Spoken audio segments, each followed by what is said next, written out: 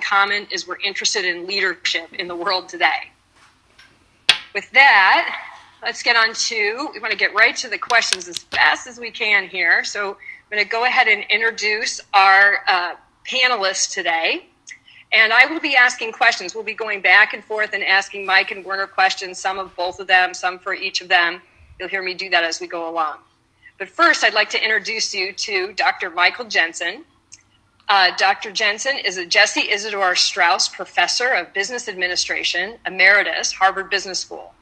He's the co-founder and chairman, managing director, and integrity officer, Emeritus, of the Social Science Research Network, SSRN. Many of you have been on there downloading his papers already. Dr. Michael Jensen joined the faculty of the Harvard Business School in 1985, founding what is now the Negotiations, Organizations, and Markets Unit in the school. He became emeritus in 2000 when he joined the Monitor Group as managing director of the organizational strategy practice and was senior advisor 2007 to 2009. He served on faculty of the William E. Simon Graduate School of Business Administration, University of Rochester, from 1967 through 1988, where he was LeClaire Professor of Finance and Business Administration. And he is one of the original authors and instructors of the Being a Leader and the Effective Exercise of Leadership course. So, Mike, I want to give you an opportunity. Is there anything that you would like to let us know or say by way of hello before we get into the questions? Hello to everyone. That's sufficient. There you go. Thanks, Mike. All right. And Mr. Werner Erhard, an original thinker whose ideas have transformed the effectiveness and quality of life for millions of people and thousands of organizations around the world. For nearly 40 years, he's been the creator of innovative ideas and models of individual, organizational, and social transformation. His work has been the source of new perspectives for thinkers and practitioners in fields as diverse as business, education, philosophy, medicine, psychotherapy, developing and emerging countries, conflict resolution, and community building.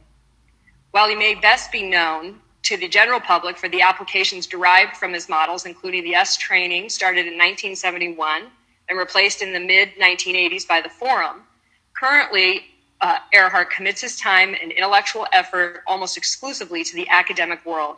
Some of his recent research, writings, lectures, and courses can be found on his author page at the Social Sciences Research Network, SSRN, and also one of the original authors and instructors of the Being a Leader and the Effective Exercise of Leadership course. Werner, anything you would like to say or let us know as we begin? Yeah, I'm really looking forward to being with everyone and to having a discussion about leadership. And I really want to thank the people who submitted questions. They're all really great. So, pleasure to be with you all. Thank you. And a pleasure to be with you too. All right, so let's jump right in and let's talk about leadership in the world today. So I thought, looking through the questions, as Werner said, they're really excellent, so many of them. And so we're going to start with a big one of my favorites. And I think, Werner, we'll start by directing this to you, and then Mike will hear your answer to the same question. So, Werner, as you observed, this is on page 1. For everybody listening, Werner has a copy in front of him so he can read along. Werner, as you observe and assess the challenges of leadership in the world today, what one thing would you say is most missing? And if provided, would make the biggest difference to having a workable world? Well, there's two answers to that question for me, and maybe more than two, but at least two. And one of them is it's such an enormously large question that if I don't find myself in a place to make a difference with it, a direct difference with it, as it's stated, I probably am just citing an opinion. So with that caveat, what I see would make the biggest difference in having a workable world is a transformation in what it is to be a human being. You know, we've had such transformations. The last one probably was a long time ago, but for example, there was a time when all of us on the call would have not been in charge of our own lives. We would have subjected ourselves to a king, a chief, so-called tribal leader, community leader, whatever it might be, and be expecting to be told the way things are going to be and how a lot of how I'm going to behave and so forth. And none of us, that's just gone. Now, plenty of it around the world, but it is certainly held by most people as questionable. Even if you're a Hong Kong resident, Hong Kong citizen, and you're essentially under the same government as the rest of China, the Chinese people in Hong Kong have a sense of a need for a certain degree of freedom to make their lives of their own choosing. And so what am I saying? I'm saying that a universal acceptance of being led by someone, and here I'm using the word led around by someone rather than a leadership, being led by someone in a leadership sense. And what I would say, the one thing which I would say is most missing, and if provided would make the biggest difference in having a workable world, is if we had a breakthrough, a transformation in what it is to be a human being. And that's my whole story. That's great. Thank you. Mike, what would you say? Nope. Nothing. Yeah. Would you like me to ask the question again? All right, go ahead. Yeah. So as you observe and assess the challenges of leadership in the world today, what one thing would you say is most missing, if provided, would make the biggest difference for a workable world?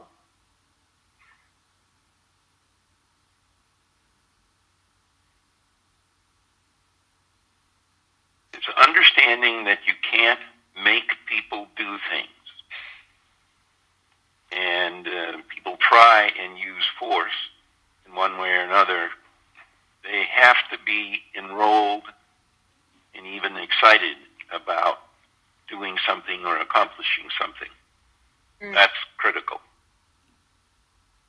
Yeah, I think that what Mike just said is fundamental in understanding how to have an impact. It'd be great if everybody would do what I told them to do. At least it looks like that on the surface of things, except I've tried that. It doesn't work. So I'm aligned with what Mike said, and I like his very practical, down-to-earth answer. Thank you. Anything else from either? No, not from me. Not from me. Thank you. That was one of the most asked questions, so I thought that was a good one to start with. To what degree, this one, Werner, is on the second page, to what degree does resilience or one's ability to deal with adversity impact their leadership? And Werner, why don't we start with you again, and then we'll see what Mike has to say. Yeah, I think that if you're going to be a leader, you need to know that you're going to deal with adversity and a lot of pushback and a lot of questions and a lot of questioning of you and maybe questioning of your leadership. It's all a part of dealing with what requires leadership. It's the situations that have those elements that actually require leadership. So you need to know going in. Here's the way I like to look at it. I am handicapped, and I've gone through my whole life with a handicap, and my handicap is I don't have a third arm. Now, at some point, I said, okay, Werner, you live in a universe in which you don't have a third arm, and you got to find a way to make life work without a third arm. And I've done my best to overcome that handicap by simply accepting it and knowing that it's a part of the game of being alive. Likewise, in terms of leadership, to know that you're going to deal with adversity. And how far down the second page will I find the question, by the way? Third one. Okay, great. The thread of this one on my page is the your thread. and my print is different. It's a question from Sean. Sean. Oh, yes, good. To what degree does resilience or one's ability to deal with adversity impact their leadership? Yeah, I think you just need to know that what requires leadership is likely to present itself with adversity, and what needs leadership is going to require resilience. And that way, it's kind of like, well, that is the nature of what I'm dealing with, and then I'm not put off by it. It's a part of what I'm dealing with, is the way I deal with the need for resilience and the impact of adversity in leading. Thank you. Mm-hmm. Mike, anything you'd like to add? I can't see the questions anymore, so I don't have anything to answer. Okay, well, I can ask it again here if you'd like. To what degree does resilience or one's ability to deal with adversity impact their leadership? Oh, that's big time.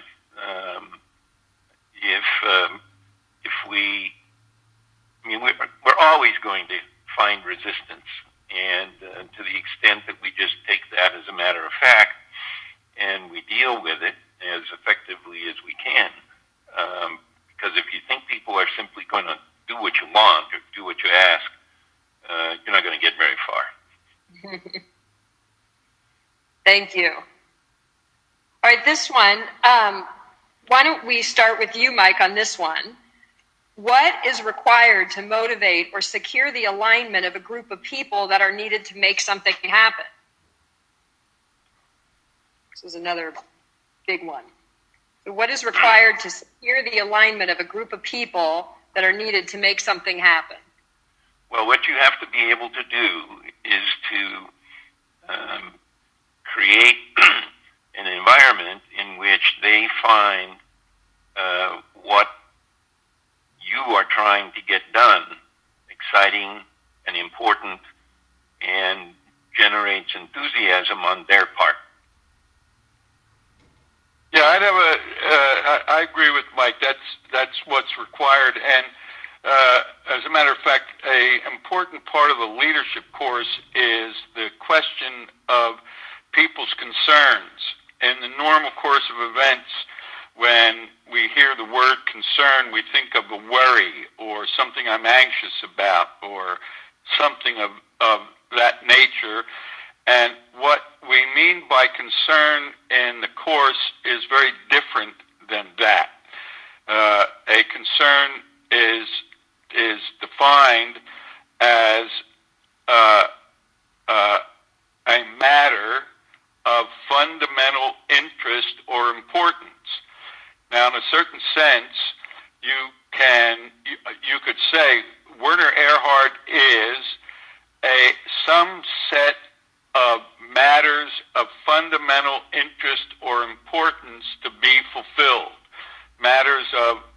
So that's who Werner Erhard is. It would be legitimate to say it in that way. And that has a great deal to do with getting people organized to accomplish something. They've got to see that it's not just payoffs or I've forgotten that terrible word I hate. Something about buy-in. Yeah, buy-in. Yeah, that's about as weak as you can get in terms of leadership. If you can show people that their participation in accomplishing whatever it is you're exercising leadership to accomplish, if they can see that in the work that they would do to contribute they are going to fulfill or at least contribute to fulfilling one or more matters of fundamental interest or importance. And the word fundamental there is pretty critical.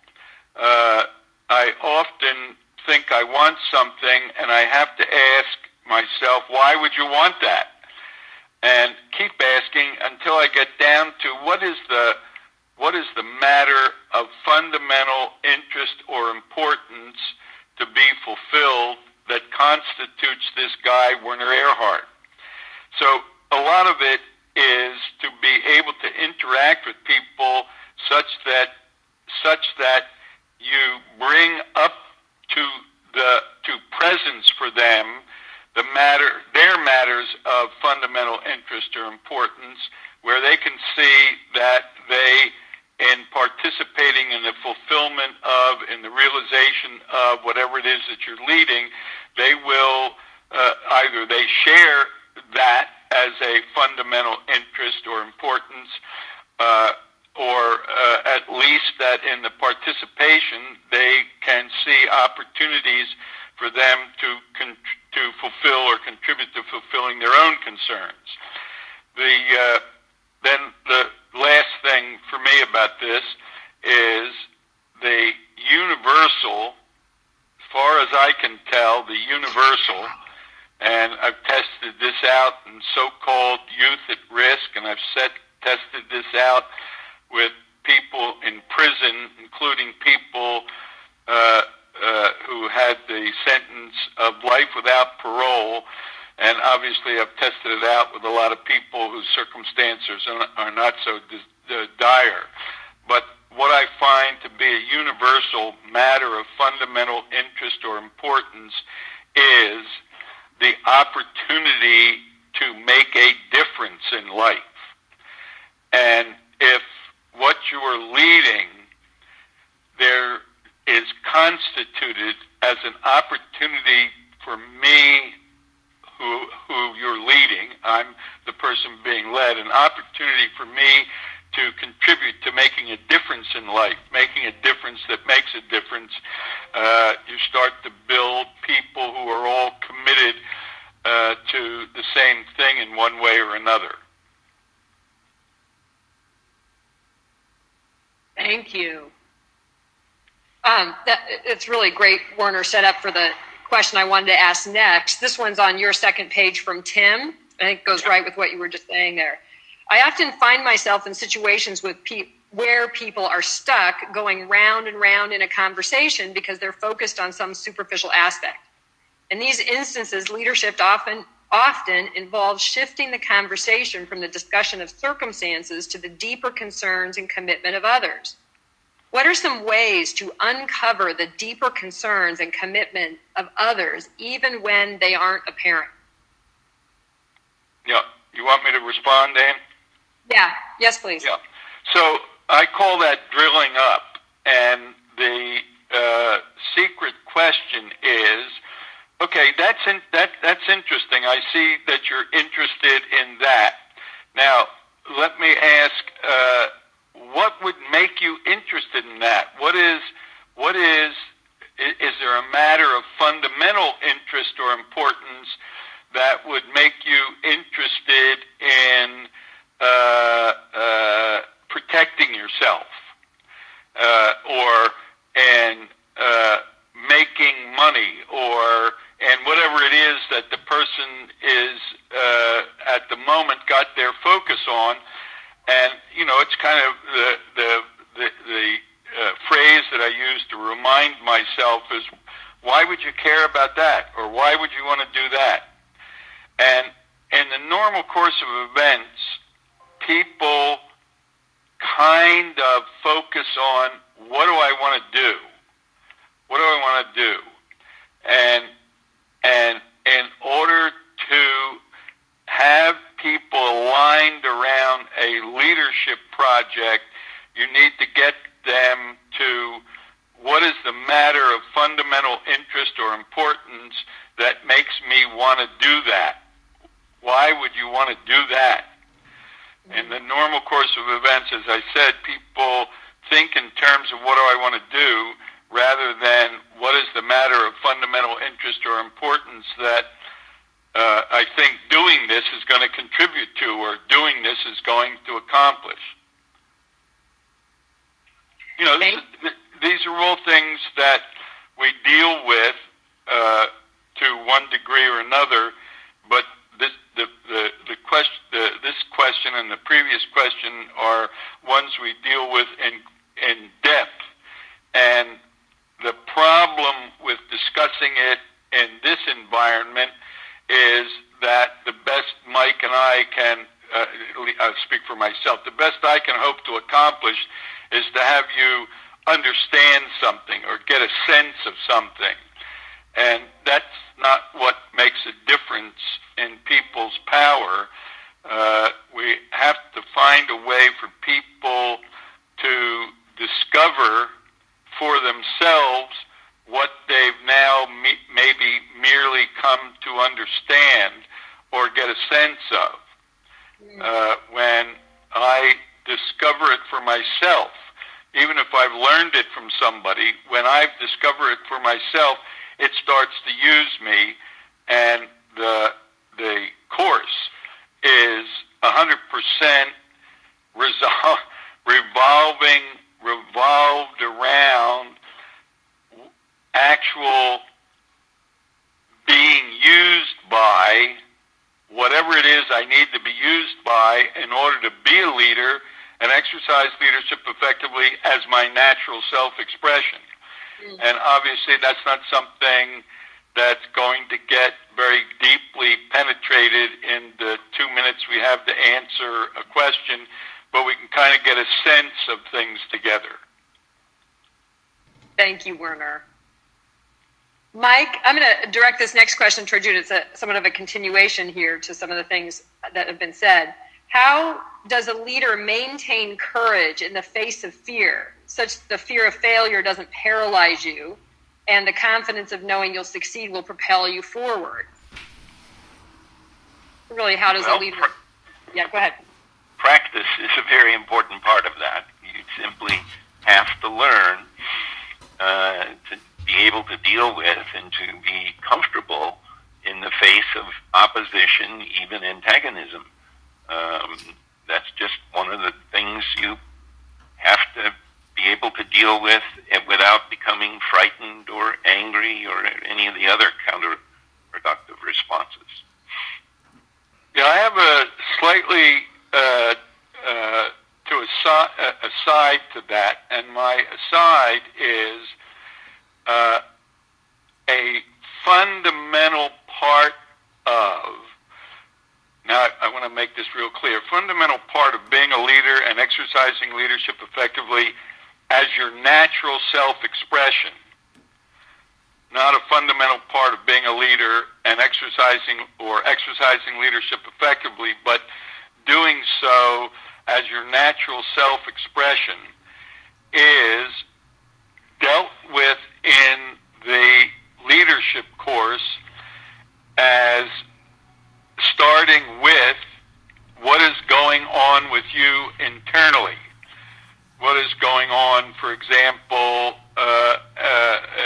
emotionally or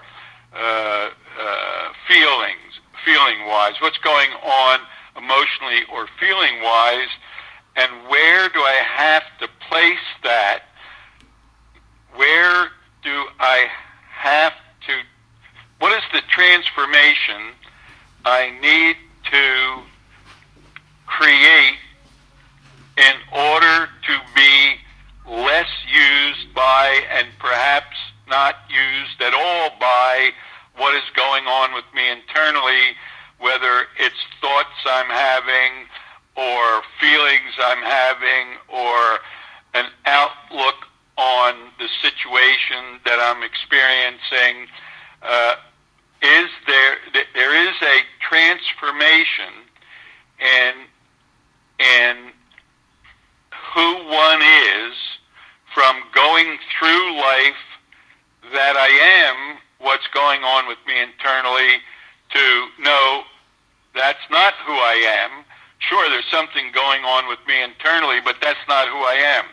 So now I have to clean that up. And so if I'm sitting down talking to someone, nobody thinks they are what's going on with them internally. They think they are what they refer to when they say I or me,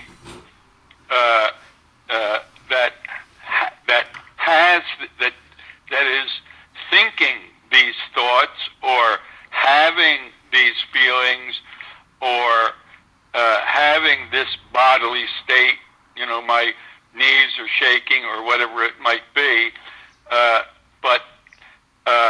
so no one thinks they are what's going on with them internally. But if we give people an opportunity, they discover, oh man, I do go, even though I don't believe it, I go through life that I am what's going on with me internally.